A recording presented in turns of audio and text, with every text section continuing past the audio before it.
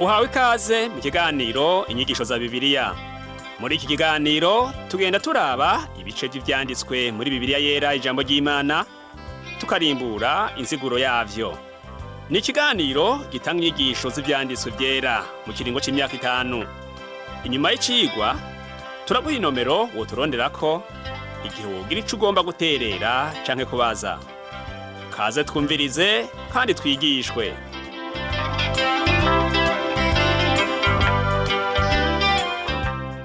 Ndaguhaye ikaze nshuti nawe mugenzi uri kurumviriza kino cigwa c'inyigisho za Bibiliya usanzwe usikirizwa n'ishirahamwe Transworld Radio mu Burundi. Amahoro y'umwami wacu Yesu Kristo abane nawe. Uri kumwe na Pastor Samuel Nsabimbona ndakigushikiriza. Mu cigwa giheruka twarabiye hamwe ivy'abamarayika babiri bagendeye Sodomu na Gomora. Twarongeye ko turabira hamwe n'inkuru za Loti. Abo bamarayika bagiye Sodomu bavuye kwa Aburahamu bamumenyesheje yuko Uhoraho yafashe ingingo yo kurandura ivyo bisagara kubera induru zavugira muri vyo.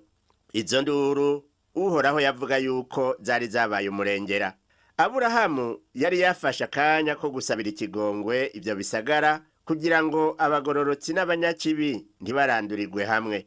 Imana yarabimwemereye, iravuga yuko niyasanga muri ivyo bisagara harimwo abagororotsi naho boba 10 gusa ko itazorandura ivyo bisagara. Twibuke ko ico gihe Aburahamu yasaba Imana kutarandura abanyakibi hamwe n'abagororotsi, yariko yiyumvira ku muhungu wa Loti kugira ngo amurokore.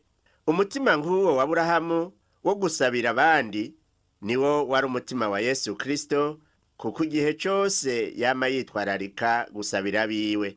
Uwo niwo mutima wari ukwiye kuranga abakristo twese kuri uwo munsi, kuko dukwiye kwiyumvirana ko tugasengeranira.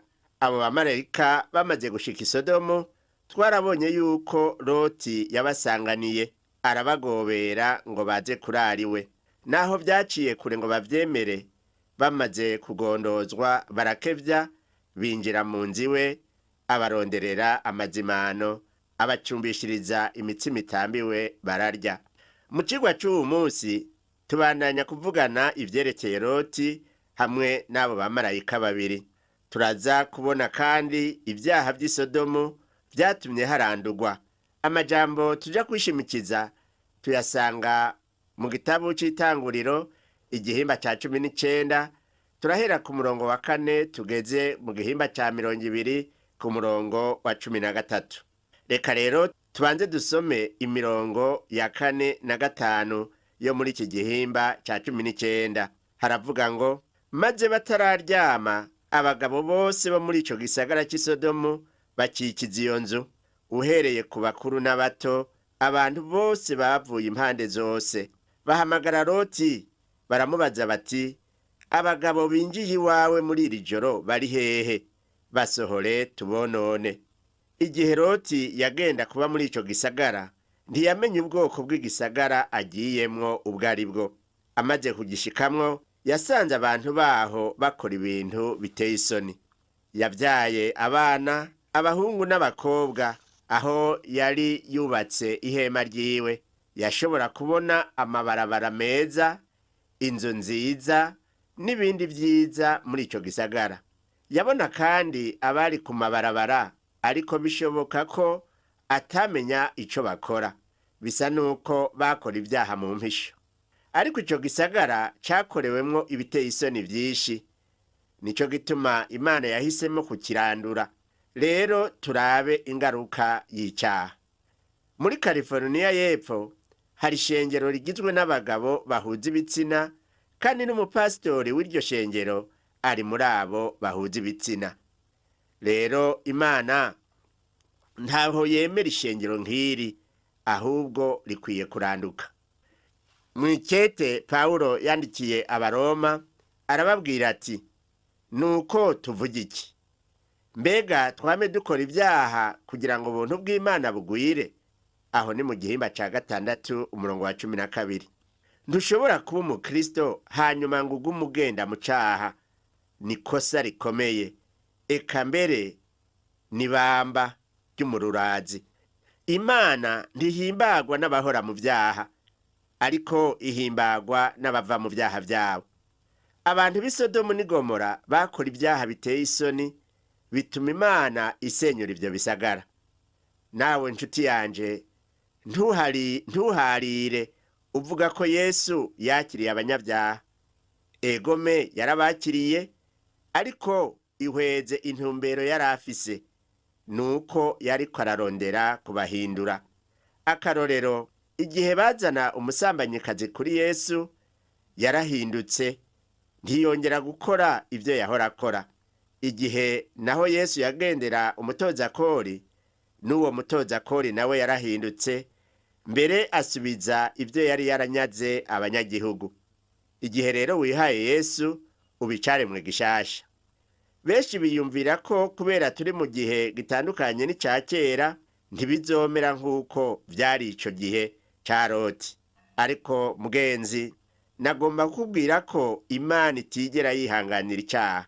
Uko yahanye icyaha kera, n'ubu nikibikora, kuko ni Imana idahinduka kandi ni Imana igororotse. Tubandanije gusoma umurongo wa 6 n'uw'indwi, haravuga ngo, Loti arasohoka aja aho bari ku muryango, akingira ku muryango. Arababwira ati, bagenzi, ndabinginze ntimukore icyaha kingana gutyo. Abagabo b'i Sodomu bari bamaze gukikiza abo bashitsi binjiye. Basaba Loti ko yobasohora kugira ngo babakoreshe icyaha cy'i Sodomu. Maze Loti asaba ati, bene data, ndabinginze ntimukore icyaha kingana gityo. Icyaha cy'i Sodomu gisobanurwa ngo abagabo bahuza ibitsina. Reka turabe ico Loti yavuze amaze kwanka gutanga abo bashitsi ngo babakoreshe icyaha. Umurongo w'8 uvuga ngo, Loti ati, eheraba fise abigeme babiri bakiri sugi, reka ndabasohore aho muri, namwe mubagenze uko mugomba kose. Ariko abo bagabo ntimugire ico mubakorako, kuko bashitse mu nzu yanje. Muri ico gihe wahaye indaro umuntu, wategerezwa kuraba neza ukamubungabunga kugira ngo ntagire icaba. Akomeretse byakugarukako. Nico catumye Loti yashimye gutanga abigeme biwe kugira ngo acungure abo bashitsi bamugendeye. Ku murongo w'9 tubona icabo bagabo b'i Sodomu babwiye Loti, havuga ngo, baramwishura bati, va ngaho. Batura urugabo rw'inyakamwe rwaje ari inyambukira, none gwigiza umucamanza. None rero turakugirira nabi birenze uko twari kugirira abo. Basunika Loti cyane, begera urugi ngo barusavye. Loti batanguye kumwagiriza ko ari inyambukira, atari imvukira y'i Sodomu, none ngo agomba kwigira umucamanza. Kubera ko abo bashitsi bari bafise intumbero y'Imana, habaye igitangaza. Umve ingene ibintu byagenze. Umurongo w'10 n'uwa 11 havuga ngo, maze ba bagabo batuma amaboko, bakwega Loti, bamwinjiza mu nzu, bugara urugi. Basuka uruhumyi kuri abo bagabo bo ku rugi, uhereye ku bakuru n'abato. Bacumukura barondera uwo muryango. Iyo abo bashitsi badaturuhumyi kuri abo bagabo b'i Sodomu, Loti n'abo bari kumwe bose bari guhona. Ariko Imana yabagiriye neza, kuko Imana yama yitwararika abayo, kandi Imana ifise imigambi yo kutwitwararika. Nawe we mugenzi, menya ko Imana ikwitwararitse. Tubandanye dusome kuva ku murongo wa 12 tugeze ku wa 14. Hatubwira ngo, abo bagabo babaza Loti bati, hari abandi bantu ufise hano? Abakwe bawe, abahungu bawe, abakobwa bawe, n'abo ufise bose muri iki gisagara, bakure aha hantu, kuko tugira tuhahonye, kuko induru zihavugirizwa zibaye nyinshi cyane imbere y'Uhoraho, kandi akaba adutumye kuhahonya. Nuko Loti arasohoka, abarira abakwe biwe basavye abakobwa biwe, ati, vyuka muva aha hantu, kuko Uhoraho agera arandure iki gisagara. Ariko ku bakwe biwe yari ameze nk'uwifyinira. Loti rero ageze mu gihe kibi. Yamaze imyaka myinshi mu gisagara cy'i Sodomu. yari afise abana b'abahungu n'abakobwa bubakanye n'abantu b'i Sodomu.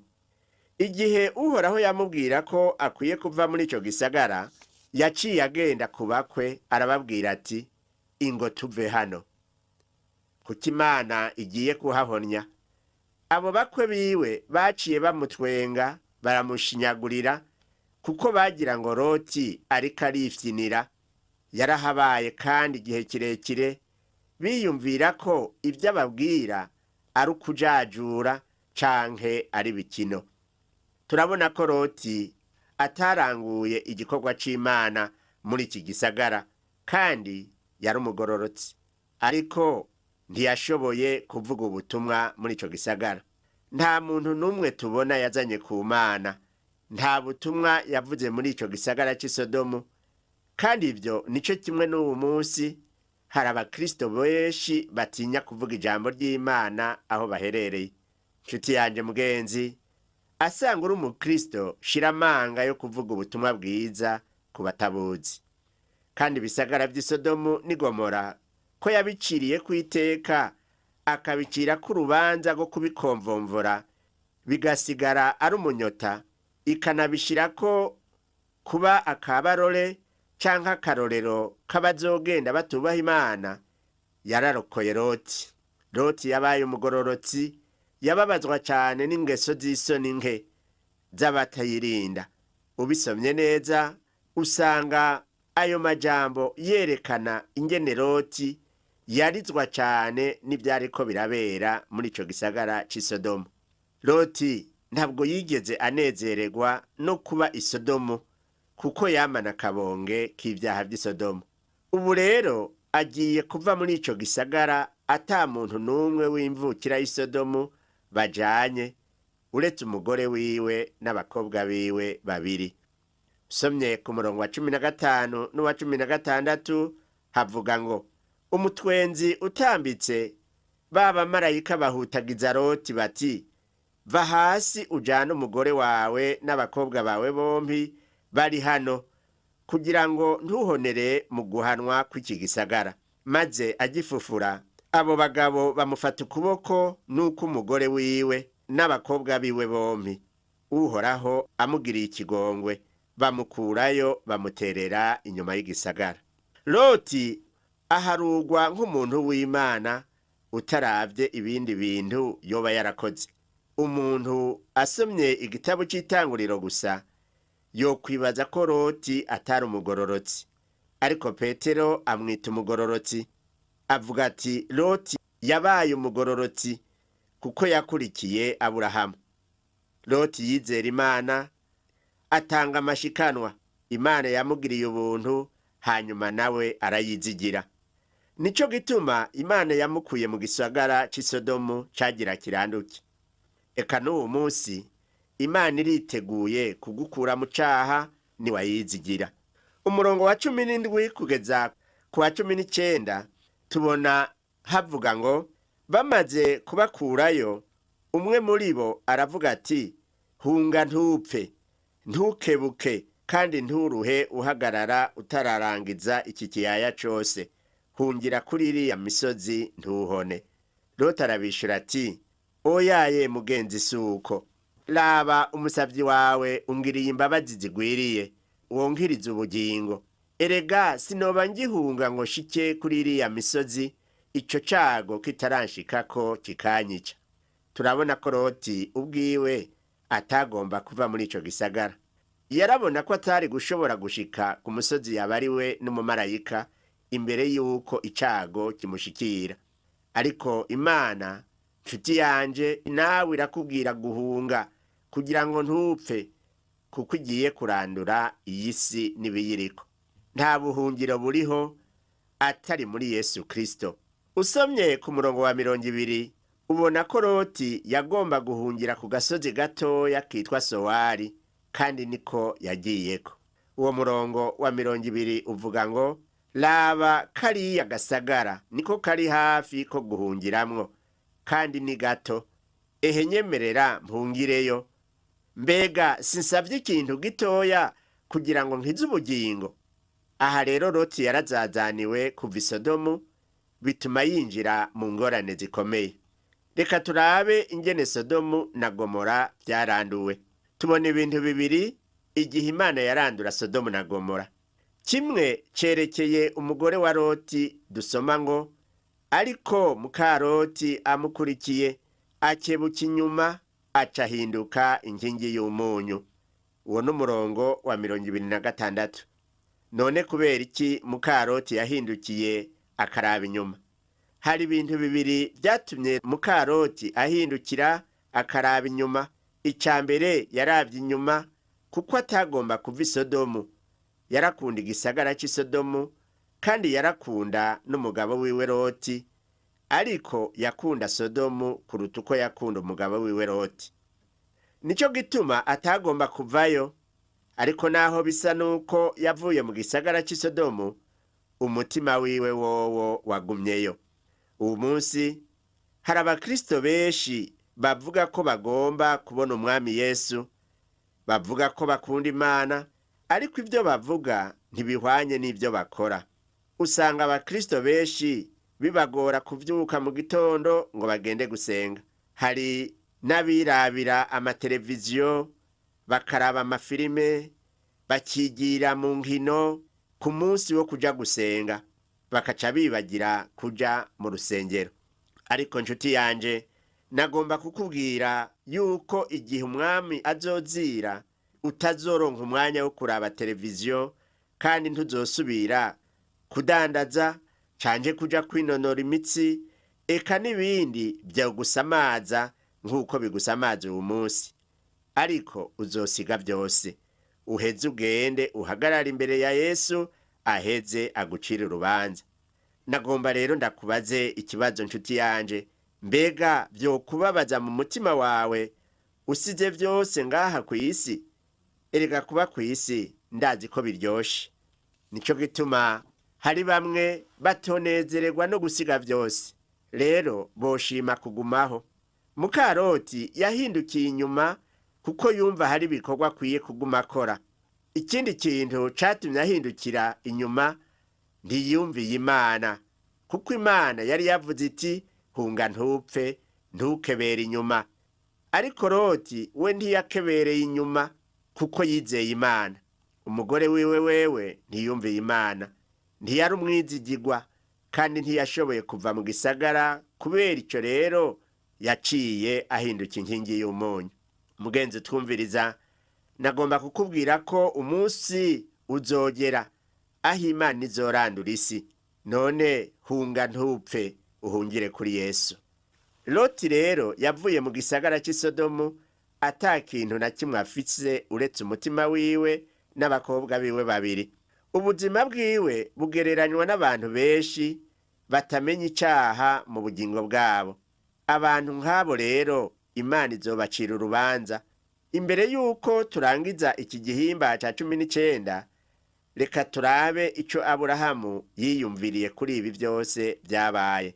Umurongo wa 27 na 28 havuga ngo, Aburahamu ahengera mu gatondo arazinduka aja hahandi yari ahagaze imbere y'Uhoraho, yerekeza amaso ahahera Sodomu n'i Gomora n'igihugu cose ca kiyaya. Aritegereza abona imyotsi y'ico gisagara ipfunduka nk'imyotsi y'itanure. Niyumvira ko Aburahamu abonye ingene Sodomu habaye yarababaye cane. Sinibaza ko yoba yaramenye ko Loti yashoboye kurokoka. Yabimenye haciye iminsi. Nta kintu ca Aburahamu cari Sodomu, byumvikana ko atakunda ibintu vy'i Sodomu n'ibintu vy'isi. Twibuke ko ijambo ry'Imana ritubwira ngo ntimukunda isi canke ibiri mw'isi. Umuntu niyakunda isi, ugukunda Data wa twese ntikuzoba kuri muri we. Ibyo tubisanga mu ikete rya mbere Yohana yanditse igihimba ca 2 umurongo wa 15. None mbega woba ukunda Imana gusumba ivy'isi? Biraboneka ko Loti atakunze ivy'i Sodomu, ariko umugore wiwe yarabikunze. Uribaza yuko ishengero ry'uno munsi ryoba riraba icaha cy'i Sodomu nk'uko Imana ikiraba? Nibaza ko uyu munsi bitaboneka cane gusumba uko vyari mu gihe cahera, ariko hariho abantu benshi bakora ibiteye isoni. Hariho n'ibindi vyaha vyinshi abantu bakora binyegeje. None mbega uwu munsi abakristo biyumvira iki ku bagabo bahuza ibitsina? Na Loti mu gihe ciwe yavuze ko ari bitera soni. Nico gituma Imana yarabahanye. Rero umwana w'Imana ntakwiye gukora icaha nk'iki mu mpisho kugira ngo yitwe ko ari ugororotse. Menya ko Imana ibona ivyo ukora vyose. Turabe rero muri iki gihimba ca 20, ni igihimba umuntu yokwiyumvira ko kitoba mu gitabo c'Itanguriro, kuko kivuga icaha ca Aburahamu yasubiye gukora igihe yagenda mu gihugu co muri Egiputa. Aburahamu yabeshe ko Sara ari mushikiwe. Iki gihimba canditswe kubera ibintu bibiri vy'ingirakamaro. Dufatiye kuri Aburahamu na Sara, kugira ngo umuntu aronke imigisha akwiye kubanza kurwanya icaha cose. Icaha kiri mu bugingo bwiwe akagikuraho. Aburahamu na Sara bategerezwa kubanza kurwanya icaha imbere yuko Isaka avuka. Turabe ingene babeshe. Umurongo wa mbere n'uwa kabiri hatubwira ngo Aburahamu ava aho yarari agenda yerekeye igihugu c'Inegebu, aja kuba hagati y'Ikadeshi n'Ishura, hanyuma Bigerari. Aburahamu avuga ko Sara umugore wiwe ari mushikiwe. Abimeleki umwami w'Igerari atuma ko Sara aramutwara. Mbega wiyumvira ko Sara yari mwiza gose? Muri iki gihe Sara yari amaze imyaka 90 kandi yari mwiza. Aburahamu yagiye kuba kure y'Ikadeshi mu bumanuko bw'igihugu, aho Abisirayeli mu nyuma baciye bava muri Egiputa.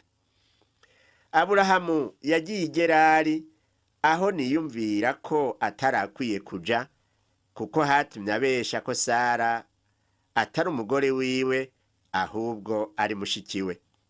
Ngomba ko utahura igituma Aburahamu yaremeye icaha yakoze, kuko nico gituma iki gihimba kibangira akamaro kandi cerekana igituma Aburahamu na Sara batari kuronka Isaka bataranduye icaha co mu bugingo bwabo. Umurongo wa 11 utubwira ngo Aburahamu aramwishura ati, nuko niyumviriye gose yuko atagutinya Imana kuriho ino, ko bazonyica bampora umugore wanje. Ngaha rero Abimeleki yaciye asimbwa n'umutima, yiyumvira ko Aburahamu yoba nuba ariko aramubesha.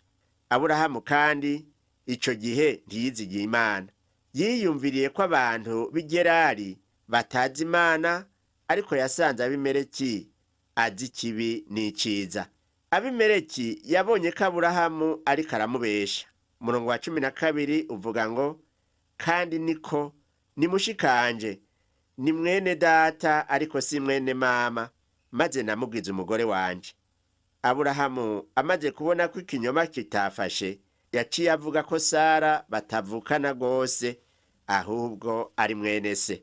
Umurongo wa 13 nawo uvuga ngo, nuko rero uhereye aho Imana yankuriye mu rugo kwa data ikanyerereza, naramubariye kuku ariko akwiye kuzogenda ntabara aho tuzoshika hose. Akavuga ko ndi musaza we. Aburahamu ntabwo yizigira Imana n'umutima wiwe wose. Aho baja hose Aburahamu n'umugore wiwe bumvikanye ko Aburahamu yapfuye, kandi ko Sara azohora avuga ko yari musaza we.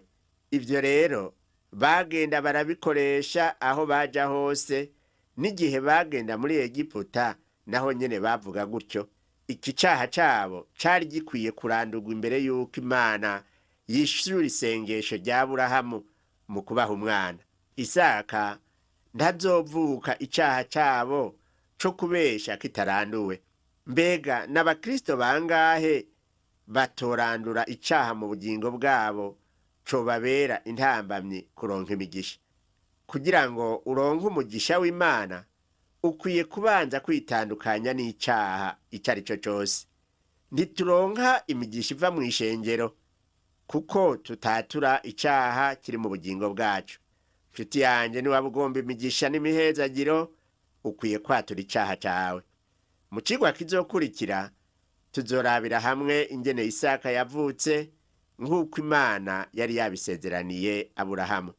Murongo wa mbere mu gihimba ca 21 hatubwira ngo Uhoraho agendera Sara nk'uko yavuze kandi amugirira nk'uko yamubariye. Sara asama inda avyarana na Aburahamu umuhungu mu butama bwiwe mu gihe cashinzwe kimwe Imana yari yamubariye nyene. Iryo vuka rya Isaka mu isezerano rya kera rikaba rifitaniye isano n'ivuka rya Yesu Kristo mu isezerano rishasha.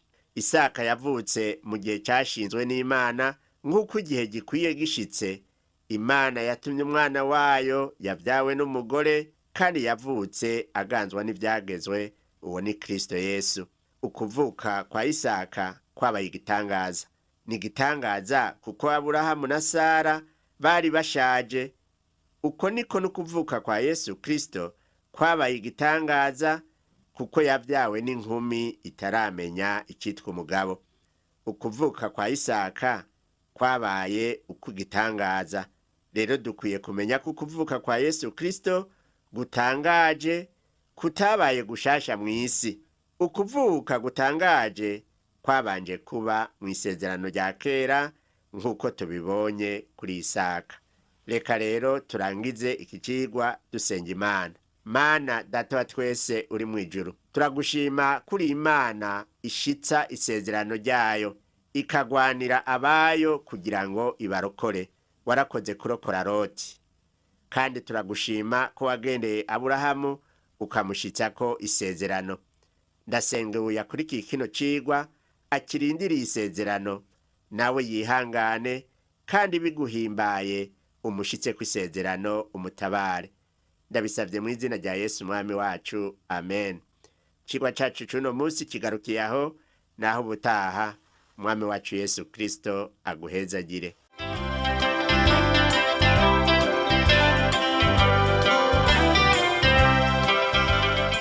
Wakoze kumviriza icigwa c'ijambo ry'Imana c'uyu musi.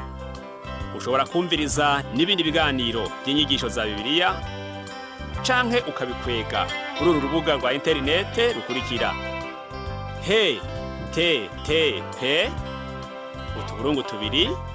uturongo tubiri duhengetse